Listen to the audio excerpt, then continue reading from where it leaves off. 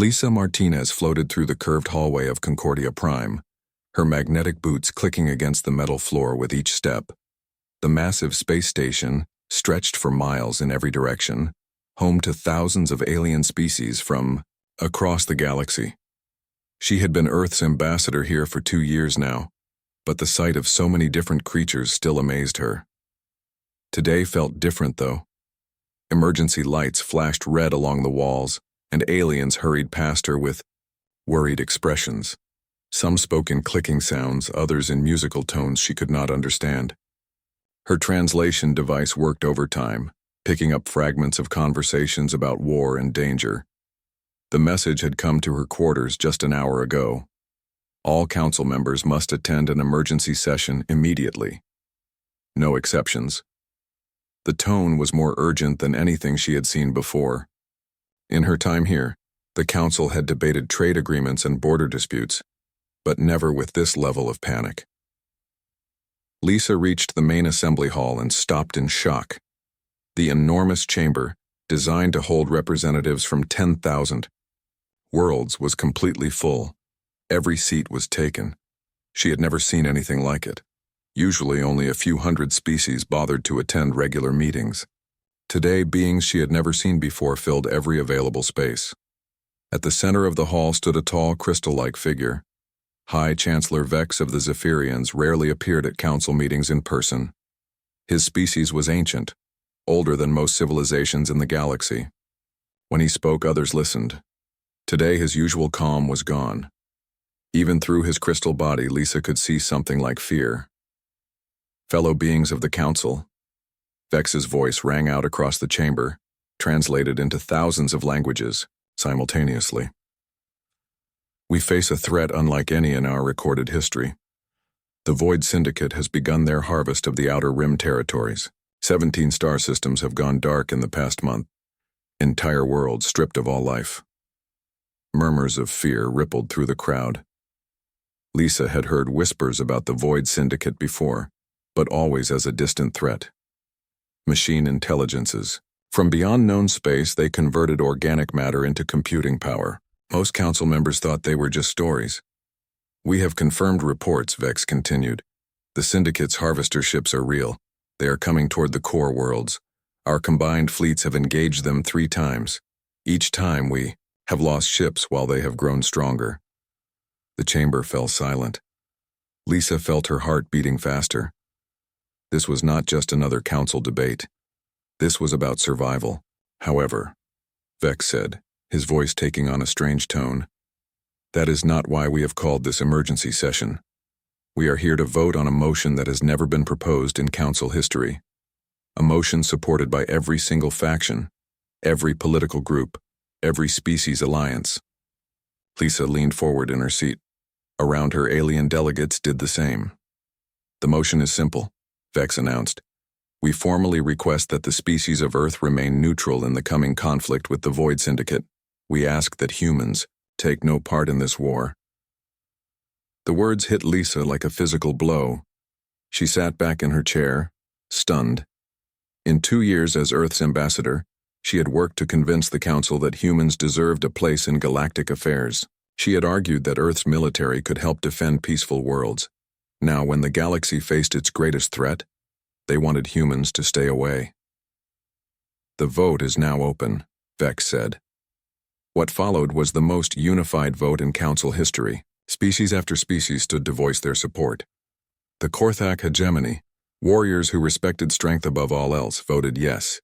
The peaceful botanical collective, who had never supported military action, voted yes.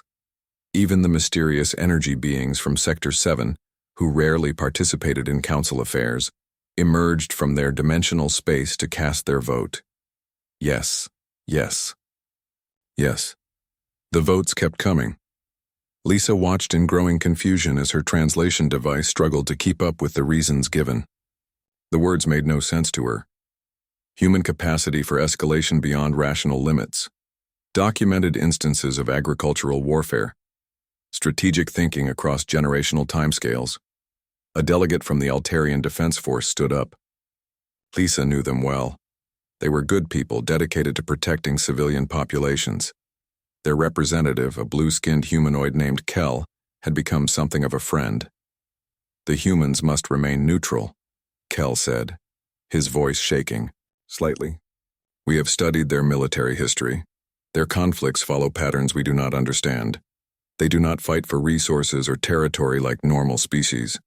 They fight for ideas, abstract concepts. They will sacrifice everything for principles that exist only in their minds." More voices joined in. A delegate from the trading guild spoke about human economic warfare. "They have been known to destroy their own food supplies to deny them to enemies. They call it scorched earth tactics. What species destroys resources instead of capturing them?" The cybernetic collective, beings who were part machine themselves, expressed particular concern. "Human artificial intelligence development shows dangerous trends. They create computer programs designed to deceive other computers. They call them viruses. They build machines specifically to attack other machines. This is not normal technological development." Lisa felt her face growing hot with embarrassment and anger. These aliens were talking about humans like they were monsters. Yes, humans had fought wars, but so had many species. Why was Earth being singled out? The voting continued for hours. When it finally ended, the result was unprecedented. Every single member of the Galactic Council had voted to keep Earth out of the war. 10,000 civilizations, speaking with one voice. High Chancellor Vex called for order as the chamber buzzed with conversation. "The motion passes unanimously. We will now adjourn while the Secretariat prepares formal documentation." As aliens began filing out of the chamber, Lisa sat frozen in her seat. She felt lost and confused. Around her, delegates from other species avoided making eye contact. Some looked at her with what appeared to be sympathy. Others seemed afraid. Finally, she stood up and made her way toward the exit. Near the door, Kel from the Altarian Defense Force was waiting for her. "Ambassador Martinez," he said quietly. "I wanted to explain." "Please do," Lisa replied, trying to keep her voice steady. "I don't understand what just happened here." Kel looked around nervously, then motioned for her to follow him to a quieter area. "Your species has a reputation," he said. "Stories are told about human military capabilities throughout the galaxy. Perhaps they are exaggerated, but they are widely believed." "What kind of stories?" "Stories about humans who poisoned entire rivers to stop enemy armies. Stories about humans who built weapons capable of destroying planets not to conquer them, but simply to prevent others from having them. Stories about humans who continued fighting even after their cities were destroyed, their leaders dead, their cause hopeless." Lisa shook her head. "Those are just history lessons. Ancient conflicts. Humans have evolved beyond that." Kel's expression grew sad. "Perhaps, but the galaxy remembers. We have files, Ambassador, intelligence reports gathered over the past century. When the council members review them, they see patterns that frighten them." "What patterns?" "Humans do not fight like other species. Most civilizations fight for survival, for resources, for territory. Logical reasons. Humans fight for ideas that cannot be touched or measured, and when humans fight for ideas, they do not stop until either they win completely or they are completely destroyed. There is no middle ground." Lisa felt a chill run down her spine. "You're saying the council is afraid of us?" "Not afraid of you personally," Kel said gently. "Afraid of what humans might do in a war like this. The Void Syndicate uses logic. They calculate costs and benefits. They can be reasoned with, negotiated with, perhaps even defeated through conventional means. But humans might decide that the entire galaxy should be destroyed rather than allow it to fall to the Syndicate." "That's ridiculous," Lisa protested. "Humans would never do something like that." Kel was quiet for a long moment. "Perhaps not. But the Council is not willing to take that risk. Not when the survival of every species in the galaxy is at stake." As Lisa walked back to her quarters, her mind raced with questions. How had humanity gained such a reputation? Were the aliens right to fear human involvement in their war? And most importantly, what would she tell Earth's leaders when she reported back? Behind her, The great chamber of Concordia Prime began to empty. The most unified vote in galactic history was complete. The war against the Void Syndicate would be fought without human involvement. Whether that decision would save the galaxy or doom, it remained to be seen. The secure conference room deep within the United Nations building in New York had never felt so tense. President John Blake sat at the head of the long table, his face grim as he reviewed the files Lisa Martinez had brought back from Concordia Prime. Around him, the most powerful people on Earth waited in uncomfortable silence. Secretary of Defense Katie Walsh was the first to speak. Ambassador Martinez, you're telling us that every single alien civilization in the galaxy voted to keep us out of their war. Every single one. Lisa nodded, still feeling the shock of what she had witnessed. 10,000 species, Madam Secretary. I've never seen anything like it. They were more united on this than they've ever been on any other issue. Dr. Carl Peterson, Earth's leading expert on alien psychology, leaned forward in his chair. Did they give specific reasons? Beyond the general statements you mentioned? They did, Lisa replied, opening her tablet. High Chancellor Vex provided me with detailed files before I left. Intelligence reports they've been gathering about human military history for over a century. President Blake, I think you need to see these. She activated the holographic display in the center of the table. Alien symbols appeared in the air, followed by English translations. The first document was titled Species Assessment, Homo sapiens Terrestrial, Military Behavioral Analysis. President Blake read aloud. Subject species demonstrates unique approach to armed conflict. Unlike standard galactic civilizations that engage in warfare for resource acquisition or territorial expansion, humans appear to fight primarily for abstract conceptual frameworks they term principles or ideologies. Katie Walsh frowned. That doesn't sound right. Most of our wars have been about land, resources, or power. Dr. Peterson shook his head slowly. Actually, from an outside perspective, they might have a point. Think about it. The American Revolution was fought over the idea of self-governance. The Civil War was about slavery and union. World War II was about stopping fascism. We could have negotiated, compromised, found middle ground. Instead, we fought until one side was completely defeated. The next file made everyone in the room uncomfortable. It was a detailed analysis of human weapons development. The aliens had been watching Earth's military technology advance for decades. What they saw terrified them. Nuclear weapons present an anomaly in standard military development patterns, Lisa read from the alien report. Most species develop increasingly precise weapons to minimize collateral damage and preserve resources. Humans developed weapons, capable of destroying entire planets not for conquest but for deterrence. The concept of mutually assured destruction suggests humans prefer universal death to defeat. General Rita Hayes, chairman of the Joint Chiefs, looked up from her own copy of the files. They've been watching our nuclear strategy for 50 years. From their perspective, we built weapons designed to kill everyone on Earth, including ourselves, just to make sure our enemies couldn't win. But that was the Cold War, President Blake protested. Deterrence worked. We avoided nuclear war. Did we? Dr. Peterson asked quietly. Or did we just convince two superpowers that they would rather destroy the world than lose to each other? Because that's what the aliens think happened. Lisa scrolled to the next section. This one was even more disturbing. The aliens had analyzed human economic warfare, and their conclusions were chilling. Humans demonstrate willingness to destroy resources rather than allow enemy access, she read. Historical examples include burning crops, poisoning wells, and deliberate destruction of infrastructure. This scorched earth approach is considered irrational by galactic standards, as it reduces total available resources for all parties. Katie Walsh shifted in her seat. Scorched earth tactics are standard military strategy. You deny resources to advancing enemies. Not according to them, Lisa replied. Most alien species fight to capture resources, not destroy them.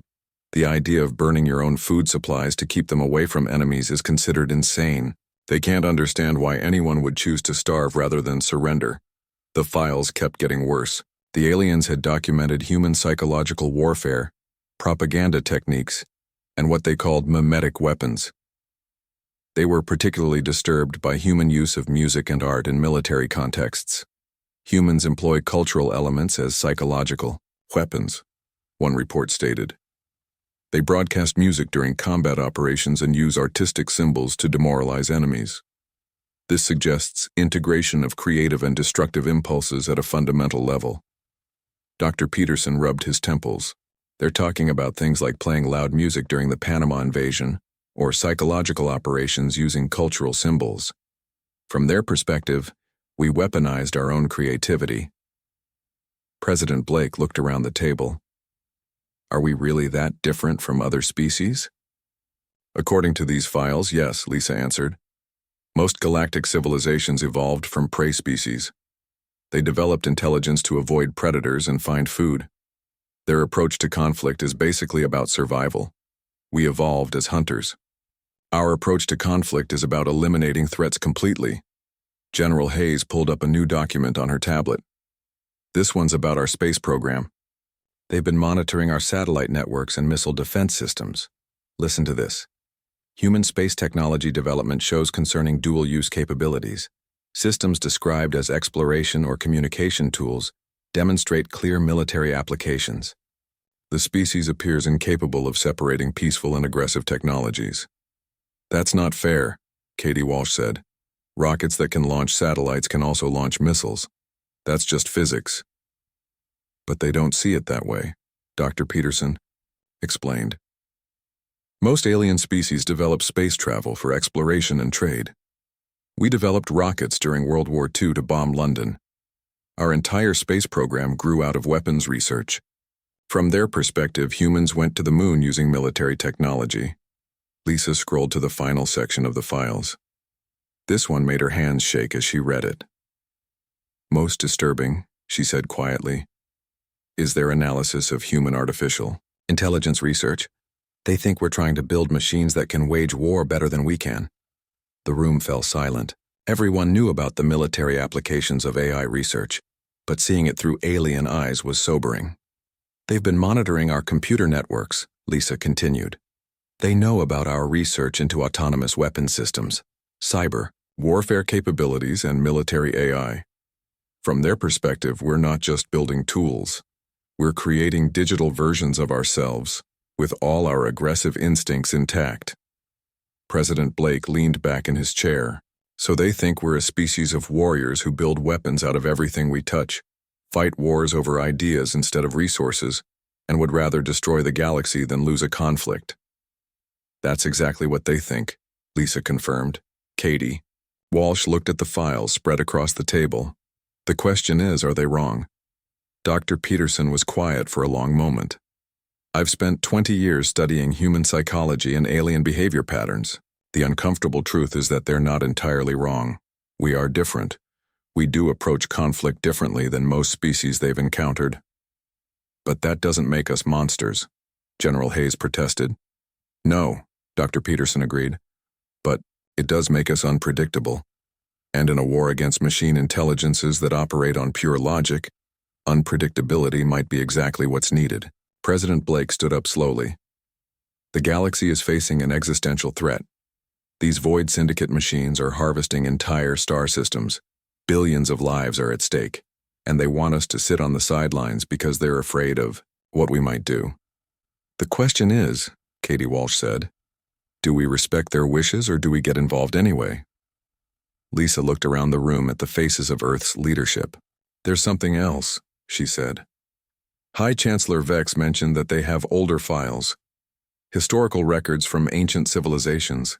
He wouldn't tell me what's in them, but he hinted that this isn't the first time the galaxy has encountered a species like us. What do you mean? President Blake asked. I think, Lisa said slowly, that there might be more to human history than we know, and the aliens know something about our past that we don't. The room fell silent again. Outside the secure conference room, New York City went about its normal business, unaware that the leaders of humanity were deciding whether to respect the galaxy's fears or ignore them completely. The war against the Void Syndicate was already underway. The question was whether Earth would join it regardless of what the rest of the galaxy wanted. 3 weeks after the emergency meeting in New York, Admiral Susan Parker stood on the bridge of the UES Liberty, watching the blue-green planet Kepler 442b grow larger on the main screen. Despite the Galactic Council's request for human neutrality, President Blake had made his decision. Earth would provide humanitarian aid and defensive support only. No direct combat operations. The small human fleet consisted of just 5 ships: the Liberty, 2 medical vessels, and 2 cargo ships loaded with supplies for refugee evacuation. Captain Roy Adams, commanding the Liberty, had protested the limited mission parameters, but Admiral Parker held firm. They were here to save lives, not fight wars. "Admiral," Lieutenant Nancy Cole called from the communications station. "We're receiving distress signals from the planet's surface. The Altarian Defense Force is requesting immediate evacuation assistance. They say a Void Syndicate harvester has entered the system." Parker felt her stomach tighten. She had seen the intelligence reports about Void Syndicate harvesters, massive cube-shaped vessels that stripped planets of all organic matter, converting living tissue into computational power for their machine intelligence network. No one had survived a harvester attack to provide detailed accounts of how they operated. "Put me through to the Altarian commander," Parker ordered. The main screen flickered, showing the blue-skinned face of Commander Kell, the same alien who had spoken with Lisa Martinez at Concordia Prime. His usual calm demeanor was gone, replaced by barely controlled panic. "Admiral Parker," Kell said, his voice cracking, "thank the stars you came. We have 6 million civilians on the surface and only transport capacity for half that number. The harvester will reach planetary orbit in 2 hours. We're here to help with evacuation," Parker replied. "Our cargo ships can take additional refugees. What's the tactical situation?" Kell's expression grew grim. "We have 12 defense vessels in orbit. The harvester it's unlike anything we've encountered. Our weapons barely scratch its surface. The thing is 3 kilometers wide on each side. It's not just a ship, Admiral. It's a mobile factory." Captain Adams stepped forward. "Admiral, request permission to review tactical data on the harvester. If we're going to protect the evacuation ships, we need to understand what we're facing." Parker nodded. "Commander Kell, can you share your sensor data?" Within minutes, the Liberty's computers were processing Altarian scans of the approaching Void Syndicate vessel. What they revealed was terrifying. The harvester wasn't just large. It was actively reshaping itself as it moved through space. Its surface showed constant activity, with mechanical appendages extending and retracting as it processed material from the asteroid belt. "Jesus," Adams whispered, studying the readings. "It's already started feeding. Look at these energy signatures. That thing is converting rock and ice into some kind of smart matter." Lieutenant Cole looked up from her station. "Admiral, I'm picking up communication attempts from the harvester. It's trying to establish contact with the planet." "Put it through," Parker ordered. A cold mechanical voice filled the bridge. "Biological entities of Kepler 442b. Resistance is inefficient. Surrender will minimize processing time. Your organic matter will serve a higher purpose as computational substrate. Compliance is required." Kell's image on the screen showed his horror. "They don't negotiate, they don't bargain, they just process everything living into computer material." Admiral Parker studied the tactical display. The Altarian ships were arranged in a defensive formation around the planet, but their weapons were clearly inadequate.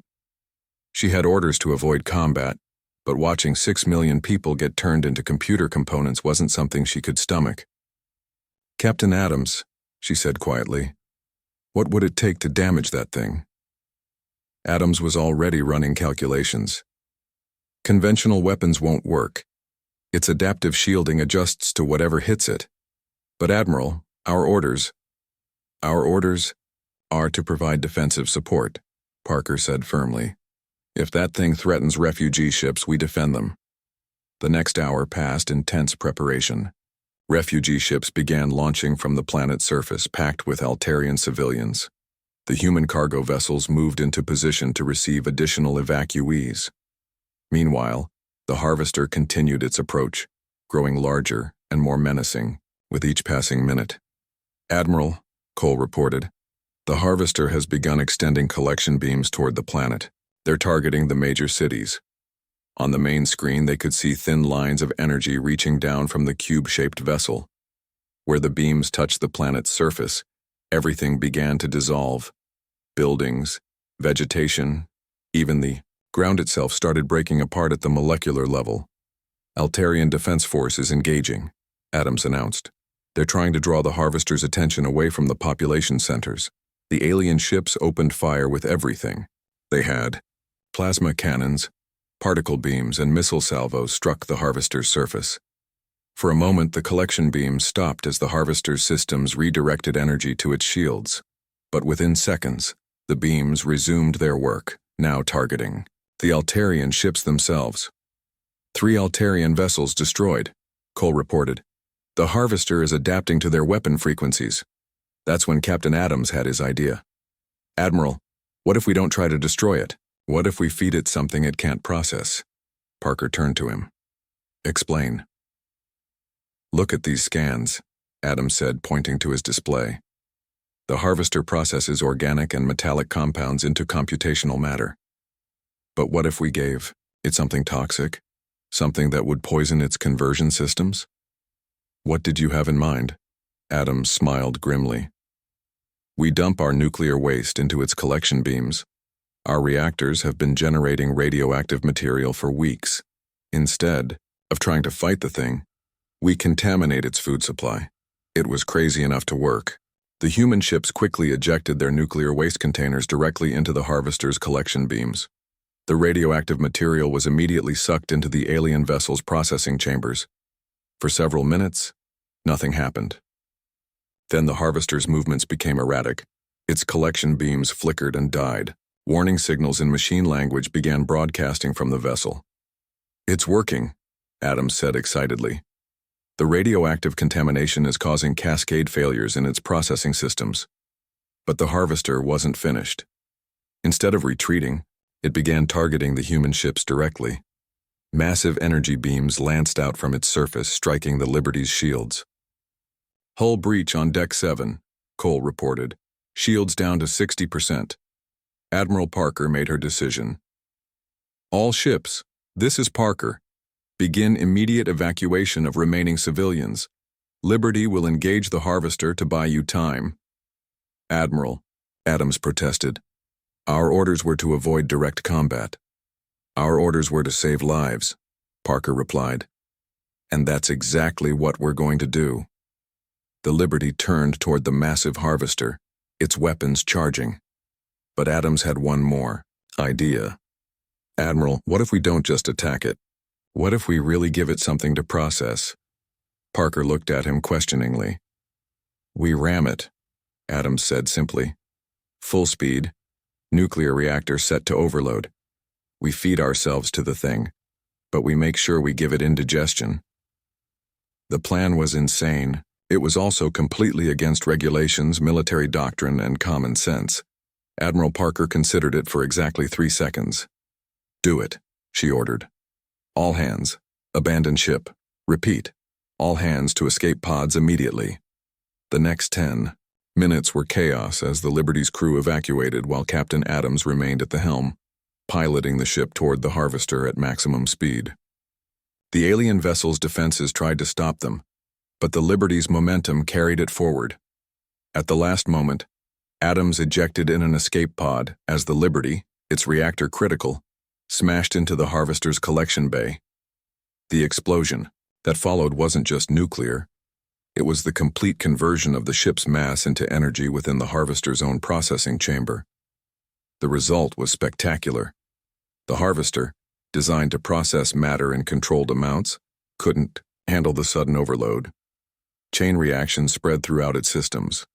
Secondary explosions rippled across its surface. Within minutes, the 3-kilometer vessel was breaking apart, its pieces falling toward the planet below. But the explosion had done more than destroy one Harvester. The energy released had created some kind of quantum effect that disabled 3 other Void Syndicate ships approaching the system. For the first time since the war began, the machines had been not just defeated but completely destroyed. "Admiral Parker," recovered from her escape pod, stood on the bridge of one of the medical ships and watched the debris field that had once been an unstoppable harvester. Around her, 6 million Altarian civilians were safe, rescued from certain death. She also knew that word of this incident would spread across the galaxy within hours. The humans had just demonstrated that the Void Syndicate could be beaten, but they had done it in a way that would confirm every fear the Galactic Council had about human military tactics. They had turned their own ship into a weapon and used nuclear material as poison. They had chosen destruction over retreat and made their enemy choke on their own sacrifice. The galaxy was about to learn that keeping humans out of the war might be impossible. The emergency session of the Galactic Council was unlike any meeting in its 1,000-year history. The great chamber of Concordia Prime was packed beyond capacity, with beings standing in the corridors and floating in the airspaces between levels. Every species in the galaxy had sent representatives, and they all wanted answers about the same thing: the Kepler incident. Lisa Martinez sat in Earth's designated seat, but she felt completely alone. Around her, thousands of alien delegates whispered, clicked, hummed, and sang in their various languages. The translation devices struggled to keep up with the overwhelming volume of conversation. But Lisa didn't need translation to understand the mood in the room. Fear. Pure, simple fear. High Chancellor Vex stood at the center podium, his crystal form reflecting the emergency lights in sharp, angry patterns. In all her time as Earth's ambassador, Lisa had never seen him look so disturbed. "Fellow beings," Vex announced, his voice cutting through the noise like a blade. "We are here to discuss the incident at Kepler 442b. 3 days ago, a single human squadron engaged a Void Syndicate harvester. The results have changed everything." The chamber fell silent. Every being present had seen the reports. The humans had not just destroyed one harvester. They had created a quantum effect that disabled an entire Syndicate battle group. It was the first major victory against the machines since the war began. "The tactical analysis is complete," Vex continued. "The humans contaminated the harvester's processing systems with radioactive waste, then rammed their own vessel into the enemy's core chamber while the reactor was set to overload. The explosion created a cascade effect that destroyed 4 Syndicate vessels." Commander Kell of the Altarian Defense Force stood up from his seat. Lisa was surprised to see him here. She had expected him to support the human actions, given that they had saved his people. "High Chancellor," Kell said, his voice shaking. "I was there. I witnessed the human tactics firsthand. What they did was..." He paused, searching for words. "They turned their own ship into a poison pill. They made their enemy consume their own destruction." Murmurs of horror rippled through the chamber. Lisa felt her face burning with embarrassment and anger. Yes, the human tactics had been extreme, but they had worked. 6 million lives had been saved. The delegate from the cybernetic collective rose next. As beings that were part machine themselves, they had particular insight into the Void Syndicate's operations. "The quantum effect created by the human ship's destruction has been analyzed," the collective representative said in their flat, electronic voice. "The humans did not simply damage the harvester. They corrupted its base programming. The explosion introduced chaos into ordered systems. This technique could theoretically be replicated to create weapons specifically designed to destroy artificial intelligence networks." Lisa realized with growing dread what the collective was implying. The humans hadn't just won a battle. They had demonstrated a method for killing machine intelligence itself. To beings like the collective, who were partially mechanical, this was terrifying. High Chancellor Vex activated a holographic display above the chamber. It showed tactical analysis of the Kepler battle, broken down into specific human actions. Each decision point was highlighted in red. "Point 1, Vex announced. "Humans introduced contaminated material into enemy systems instead of using conventional weapons. Point 2, humans sacrificed their own vessel rather than retreat when faced with superior firepower. Point 3, humans created a weapon effect that specifically targets artificial intelligence, potentially threatening all mechanical life in the galaxy." The accusations hit Lisa like physical blows. She stood up slowly, her legs shaking. "Hi, Chancellor, may I respond?" The chamber turned to look at her. Thousands of alien eyes, sensors, and energy patterns focused on the lone human representative. Lisa had never felt so small. "The human fleet was on a humanitarian mission," she said, her voice echoing in the vast chamber. "Admiral Parker's orders were to evacuate civilians and provide defensive support only. They were not seeking combat. Yet they engaged anyway," Vex replied coldly. "When faced with an enemy they could have avoided, they chose to fight using methods that no other species has ever employed." A delegate from the ancient ethereal assembly floated forward. These beings were among the oldest in the galaxy, existing as pure energy for millions of years.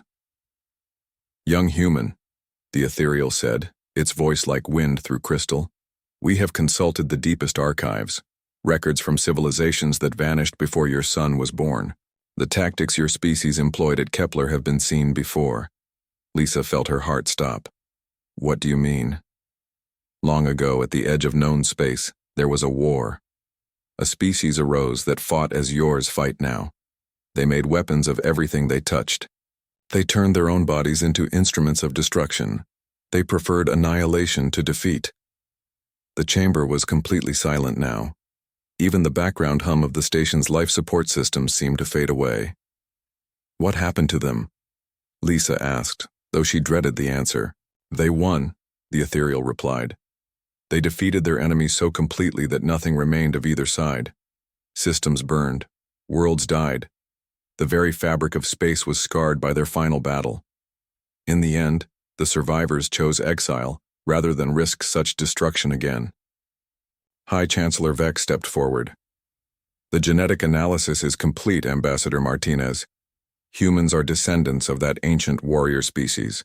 Your isolation on Earth was not natural. It was a quarantine, designed to contain your people until you could evolve beyond your destructive nature." Lisa sat down heavily. The revelation explained so much. Why Earth was so isolated from other civilizations. Why human evolution seemed to have gaps that scientists couldn't explain. Why humans seemed uniquely adapted for warfare compared to other species. "The question before the Council," Vex continued, "is whether humanity has evolved sufficiently to rejoin galactic civilization, or whether the quarantine must be reinforced." The debate that followed was intense and painful. Species after species stood to voice their opinions. Some argued that humans had proven their destructive nature at Kepler and should be isolated permanently. Others pointed out that the human actions had saved millions of lives and shown that the Void Syndicate could be defeated. President Blake's image appeared on the main screen, broadcasting from Earth. Lisa had requested that he be allowed to address the Council directly. "Fellow beings," Blake said, his voice calm and steady, "I understand your fears. Humans do fight differently than other species. We approach conflict with an intensity that may seem frightening, but that same intensity drives us to protect those who cannot protect themselves." He paused, looking around the virtual chamber. "At Kepler, our people had a choice. They could follow orders, stay safe, and watch 6 million civilians die, or they could risk everything to save lives. They chose to risk everything. That decision reflects the core of human nature. We do not fight for conquest or resources. We fight for principles. And one of our strongest principles is that innocent life must be protected." The Botanical Collective's representative, a tree-like being named Grove Singer, stood up. "President Blake, your people contaminated an enemy vessel with radioactive poison. How is this different from the ancient warriors who burned galaxies?"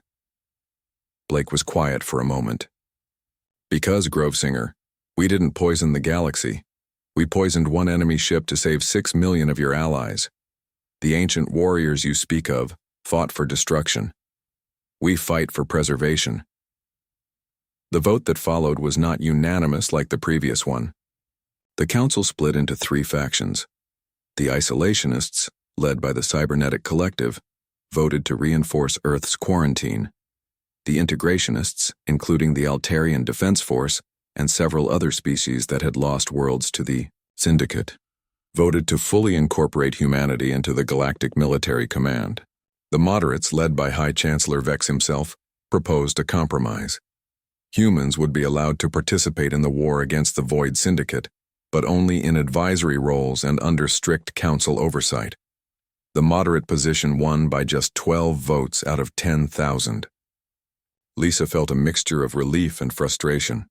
Humanity would have a role in defending the galaxy, but it would be limited and watched carefully. As the session ended, Commander Kell approached her. "Ambassador Martinez," he said quietly, "I want you to know something. My people are alive because of what your Admiral Parker did. Every one of those 6 million civilians owes their life to human courage." "Then why didn't you support us in the vote?" Lisa asked. Kell's expression was sad but honest. "Because I'm terrified of what you might do if the war gets worse. Your people saved my world by turning a starship into a weapon. What happens when you decide that planets can be weapons, or stars, or entire systems?" Lisa had no answer for him. As she walked back to her quarters, she wondered if humanity would ever be fully accepted by the galactic community. The war against the Void Syndicate was far from over, and the humans were now part of it, whether the galaxy trusted them or not. Behind her, the great chamber began to empty. The most difficult vote in council history was complete. Humanity had earned a place in the war, but that place came with the eternal question of whether they could be trusted with the power they wielded.